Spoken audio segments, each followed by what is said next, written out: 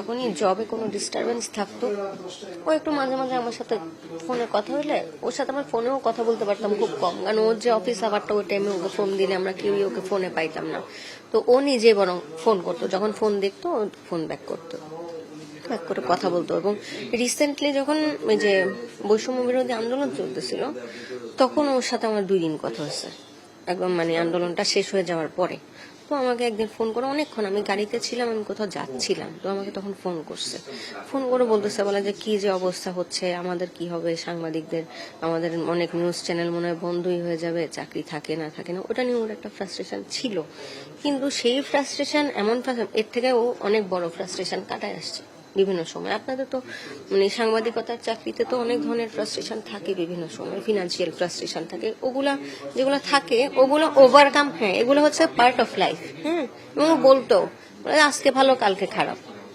আর আমার বাবাও যেহেতু সাংবাদিক, আমরা তো ও তো এই প্রফেশনেই দেখে আসছি আমরা ছোটবেলা থেকে। আমার চাচা আছে, চাচার সঙ্গে, হ্যাঁ এটা নিয়ে কোনো আলোচনা হয় না। বললাম না, আমার সাথে তো তার নর্মাল কথা হয়েছে, যে সে তো আমাকে বলতেছে যে তোমার এই যে ত্রাণের ব্যাপারে, আমি বললাম যে অমুক জায়গায় ইয়ে করতে হবে, বলে তুমি কি সোর্স পাইছো নাকি তোমার কোনো হেল্প লাগবে, তাহলে কি আমি কারো নাম্বার দিব? আমি সে না, আমি মাত্র একটা সোর্স পাইছি, বা তাহলে এখন ফোন রাখো, আমি এখন কাপড় ধুতে যাচ্ছি, ওটাই শেষ কথা। না না না, এরকম এরকম কোনো সম্পর্ক থাকলে আমি জানতাম।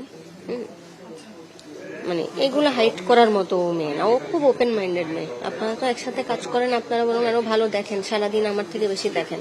ও কিন্তু খুবই ওপেন মাইন্ডেড মেয়ে, ওর বন্ধু বান্ধব সবাইকে আমি চিনি যাদের সাথে কাজ করতেছে। হ্যাঁ, হয়তো অফিসের বিষয়গুলোতে আমি ইন্টারফেয়ার করি না। না না, ওইটা আসলে ব্যক্তিগত কোনো প্রতিহিংসা আমার কাছে মনে হয় না। হ্যাঁ, এটা না, সেটাও না, মানে ফিনান্সিয়াল না, ওই যেটা জব রিলেটেড ফ্রাস্ট্রেশন, যে একটা সার্ভিস সেটা টিকে থাকবে কি থাকবে না। হ্যাঁ,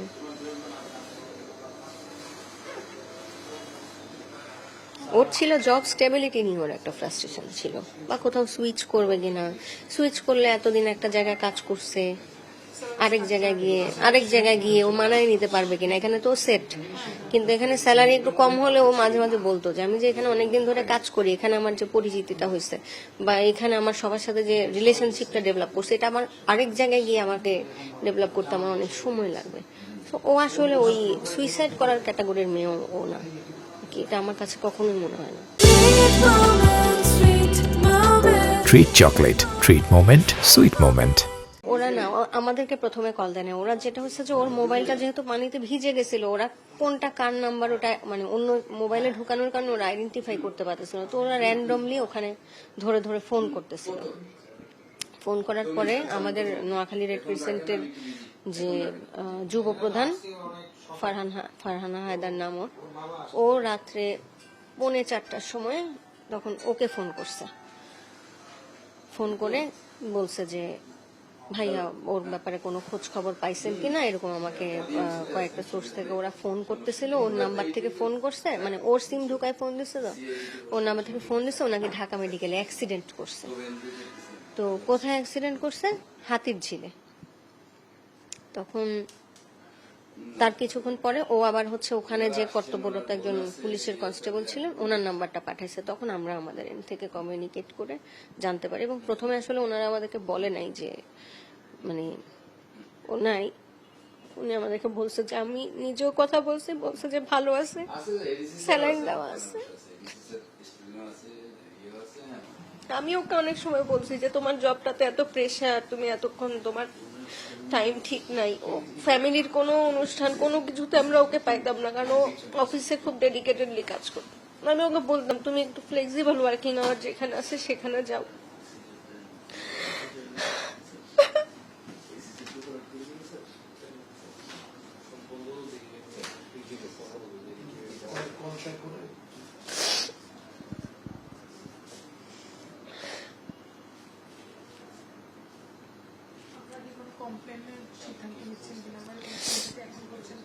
এখন তো আসলে আমরা কিছু বুঝতে পারতেছি না, এটা তো আসলে পুলিশ সমাধান করবেন যে আসলে কি, তারপরে আমরা বলতে পারবো, তার আগে তো আসলে আমরা এভাবে কিছু বলতে পারি না। আমার সাথে তো কথা হয়নি, লেটেস্ট কথা হচ্ছে আমার সাথে আরো মাস দুয়েক আগে। ওর সাথে কথা হয়েছে, আমার ওয়াইফের সাথে। ওরা খুব অ্যাক্টিভ নোয়াখালীতে, রেড ক্রিসেন্ট খুবই অ্যাক্টিভ। তো রেড ক্রিসেন্ট নিয়ে ওরা ওই যে বন্যার্থদের সাহায্যের জন্য সবসময় তারা খুব অ্যাক্টিভ কথাবার্তা বলে, জুমে মিটিং হয়, কিভাবে কি করবে, ত্রাণ কিভাবে কালেক্ট হবে, কিভাবে পৌঁছাবে। আমার ওয়াইফ বলল যে গত পরশুদিন ওর সাথে লাস্ট কথা হয় এই ত্রাণ অ্যারেঞ্জমেন্টের ব্যাপারেই। আর এমনি গতকালকে মানে আজকে রাতে যেটা হলো যে রাত 4:30টার দিকে আমার কাছে ওদের রেড ক্রিসেন্টের একজন মেম্বার, ও পেশায় ডাক্তার, ফারহানা হায়দার, ও আমাকে মেসেঞ্জারে কল করে। তো ভোরেই কল দেখে আমরা একটু মানে ভোরের কল তো খুব ভালো কোনো সংবাদ আসে না, আমরাও একটু আতঙ্কিত হই। তো আমি ফোনটা ধরতেও বলে, ভাইয়া রায়ানের খবর কিছু জানেন? এখন কি হয়েছে? বলে যে ও নাকি অ্যাক্সিডেন্ট করেছে, এখন ঢাকা মেডিকেলের ইমার্জেন্সিতে। তাই বললাম যে অ্যাক্সিডেন্ট করেছে, কোথায় করেছে? তখন বলে যে হাতির ঝিলে। হাতির ঝিলে। আমি বললাম, তোমাকে কে জানালো? বলে আমি আরো অন্যান্য ফ্রেন্ডদের কাছ থেকে জেনেছি, বিভিন্ন জায়গা থেকে খবরটা আসছে। তাই বললাম আচ্ছা ঠিক আছে, দেখতেছি, বা তুমি আরো কিছু জানলে আমাকে জানাও। ঠিক কয়েক মিনিটের মধ্যে আমাকে ওখানে যিনি দায়িত্বরত কনস্টেবল ছিলেন ওনার ফোন নাম্বারটা পাঠালো। এই তারপর থেকে যোগাযোগ শুরু, আসলে ওনার সাথে কথা হয়। তো তারপরে তো এক পর্যায়ে আমরা জানতে পারি। উনি প্রথমে আমাদের বলেননি যে কি হয়েছে, একটা বলছে যে স্যালাইন দেওয়া আছে, এখন বেটার, এরকম বলছে। কিন্তু পরে তো যা হওয়ার সেটাই হয়েছে। এইটা আসলে আমাদের পুলিশ এখানে, আমরা অলরেডি থানায় আছি এখন। সো ওনারা ওনাদের প্রসেস অনুযায়ী যেভাবে কাজগুলো করার সেগুলো করবেন, করে সেখান থেকে যে আইডেন্টিফিকেশন হবে সেটাই ওনারা আসলে বলবেন। এটা কমেন্ট করাটা মনে হয় এখন যুক্তিসঙ্গত না, আবার রাইট টাইমও না আসলে। আমি পরে দেখেছি এটা, যখন আমরা জানলাম যে হসপিটালে, তারপরে বিভিন্ন জন বলছিল ফোন টোন করে, তখন আমরা দেখি যে সেই স্ট্যাটাস দিয়েছে। এটা আসলে আমি ওই সময় তো ধরেন বাসাতে কালকে ছিলাম, আমি আসলে ওইভাবে তো দেখা হয়নি, ফেসবুকে তো সবসময় দেখা হয় না এরকম আর কি। ওইরকম কোনো তথ্য এখনো পাইনি। আর আমি বেসিক্যালি গত রাত্রে 3টায় আরিফ নামে জনৈক এক লোক আমাকে ফোন দিছে যে এই অবস্থা। তারপর সকালে ওনার বড় বোন আসছেন, ভগ্নিপতি আসছেন, ওনার ফাদার অন দা ওয়ে। হ্যাঁ, তো আমাদের লোক ডিএমসিতে যাবে, গেলে সুরতাল করব, পোস্টমর্টম করব, দেন আমরা দেখবো আর কি বিষয়টা কি। এইটা আমরা দেখছি আসলে, যেহেতু ডেড বডিটা হসপিটালে আছে, ওটা জরুরি। হ্যাঁ, দেন অন্যান্য তদন্তের আনুষঙ্গিক যে সমস্ত কার্যক্রম আমরা প্রসিড করতেছি, সিনিয়র স্যারদের সাথে কথা বলে যা করার আমরা করছি। না, যে আসলে ডেড বডি নিয়ে গেছে ওর সাথে কথা হয়েছে এতটুকু।